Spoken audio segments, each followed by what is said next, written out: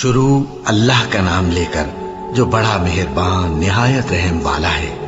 الف لام میم، یہ کتاب یعنی قرآن مجید، اس میں کچھ شک نہیں کہ اللہ کا کلام ہے، پرہیزگاروں کے لیے رہنما ہے، جو غیب پر ایمان لاتے اور آداب کے ساتھ نماز پڑھتے اور جو کچھ ہم نے ان کو عطا فرمایا ہے اس میں سے خرچ کرتے ہیں، اور جو کتاب اے پیغمبر تم پر نازل ہوئی اور جو کتابیں تم سے پہلے پیغمبروں پر نازل ہوئیں سب پر ایمان لاتے اور آخرت کا یقین رکھتے ہیں۔ یہی لوگ اپنے پروردگار کی طرف سے آئی ہوئی ہدایت پر ہیں اور یہی لوگ کامیاب ہیں۔ جو لوگ کافر ہیں انہیں تم نصیحت کرو یا نہ کرو ان کے لیے برابر ہے، وہ ایمان نہیں لانے کے۔ اللہ نے ان کے دلوں اور کانوں پر مہر لگا رکھی ہے اور ان کی آنکھوں پر پردہ پڑا ہوا ہے اور ان کے لیے بڑا عذاب تیار ہے۔ اور بعض لوگ ایسے ہیں جو کہتے ہیں کہ ہم اللہ پر اور روز آخر پر ایمان رکھتے ہیں، حالانکہ وہ ایمان نہیں رکھتے۔ یہ اپنے خیال میں اللہ کو اور مومنوں کو دھوکہ دیتے ہیں، مگر حقیقت میں اپنے سوا کسی کو دھوکہ نہیں دیتے اور اس سے بے خبر ہیں۔ ان کے دلوں میں کفر کا مرض تھا، اللہ نے ان کا مرض اور زیادہ کر دیا اور ان کے جھوٹ بولنے کے سبب ان کو دکھ دینے والا عذاب ہوگا۔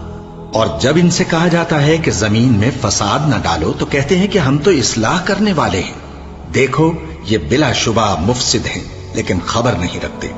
اور جب ان سے کہا جاتا ہے کہ جس طرح اور لوگ ایمان لے آئے تم بھی ایمان لے آؤ تو کہتے ہیں بھلا جس طرح بے وقوف ایمان لے آئے ہیں اسی طرح ہم بھی ایمان لے آئیں۔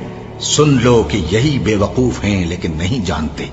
اور یہ لوگ جب مومنوں سے ملتے ہیں تو کہتے ہیں کہ ہم ایمان لے آئے ہیں، اور جب اپنے شیطانوں میں جاتے ہیں تو ان سے کہتے ہیں کہ ہم تمہارے ساتھ ہیں، اور مسلمانوں سے تو ہم ہنسی کیا کرتے ہیں۔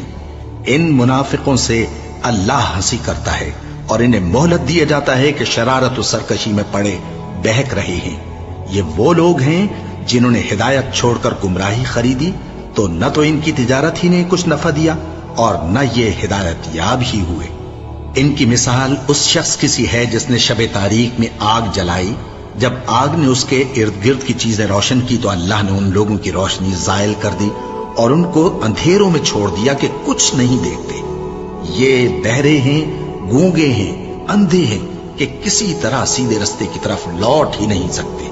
کیا ان کی مثال میں کسی ہے کہ آسمان سے برس رہا ہو اور اس میں اندھیرے پر اندھیرا چھا رہا ہو اور بادل گرج رہا ہو اور بجلی کوند رہی ہو تو یہ کڑک سے ڈر کر موت کے خوف سے کانوں میں انگلیاں دے لے۔ اور اللہ کافروں کو ہر طرف سے گھیرے ہوئے ہے، قریب ہے کہ بجلی کی چمک ان کی آنکھوں کی بصارت کو اچک لے جائے۔ جب بجلی